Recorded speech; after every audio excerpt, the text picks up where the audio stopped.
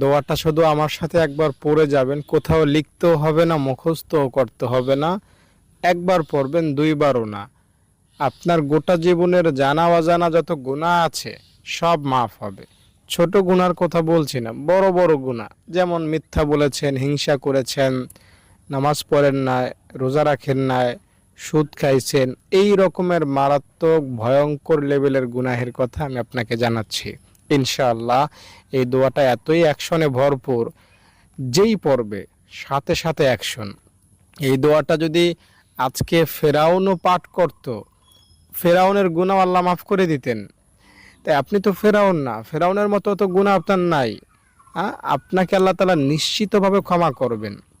দোয়াটা পড়লেন মানে নিষ্পাপ হয়ে গেলেন, বাবু একদম মায়ের পেট থেকে বের হয়েছেন ওই রকম হয়ে যাবেন। হাদিস শরীফ এসেছে, নবীজি বলেছেন 5 বার যদি কেউ গোসল করে তাহলে তার শরীরে যেমন ময়লা থাকতে পারে না, 5 ওয়াক্ত নামাজ পড়লে তার কোনো গুনাহ থাকতে পারে না।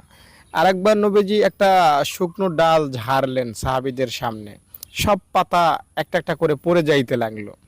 তো নবীজি বললেন যে বান্দার গুনাহকেও আল্লাহ তাআলা এভাবে আমলের উসিলায় মাফ করে দেন, সব গুনাহ ঝরে পড়ে যায়।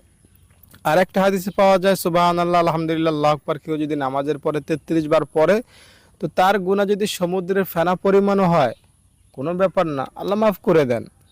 তো আল্লাহ তাআলা বান্দার গুনাহ কয়টা ওদিকে তাকান না, আল্লাহ তাআলা বান্দার দিকে তাকাইয়া বান্দাকে ক্ষমা করে দেন। আমি যে দোয়াটা আমি এখন আপনাকে বলবো, বিশ্বাস নিয়ে ভরসা নিয়ে দোয়াটা একবার পাঠ করবেন, ইনশাআল্লাহ আপনি শিশু হবেন। দোয়াটা আপনাকে বলছি তার আগে অনুরোধ করব, একটা লাইক করেন এবং কমেন্টে আমিন লেখেন। যারা লাইক করলেন, কমেন্টে আমিন লিখলেন, আল্লাহ তাদের মনের আশা তুমি পূরণ করে দাও, তাদের গুনাহ তুমি মাফ করে দাও, আল্লাহুম্মা আমিন। দর্শক, দোয়াটা হলো আশহাদু আল্লা ইলাহা ইল্লাল্লাহু ওয়া আশহাদু আন্না মুহাম্মাদান আবদুহু ওয়া রাসূলুহু। এই দোয়াটা কেউ যদি পড়ে উজু শেষ করে, তাহলে তার জন্য জান্নাতের 8টা দরজা খুলে যায়, সে যে কোনো দরজা দিয়ে দাপটের সহিত জান্নাতে পৌঁছতে পারবে।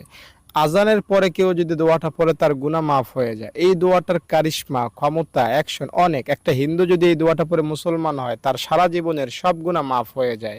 তাই আপনিও যদি এই দোয়াটা আজকে পাঠ করেন, মন থেকে, দিল থেকে, অন্তরের গহীন থেকে, কোনো গুনাহ থাকবে না। দায়িত্বর সাথে বলছি, দোয়াটা পাঠ করার নিয়ত করবেন যে আমি অতীতের গুনাহ ক্ষমা পাইতে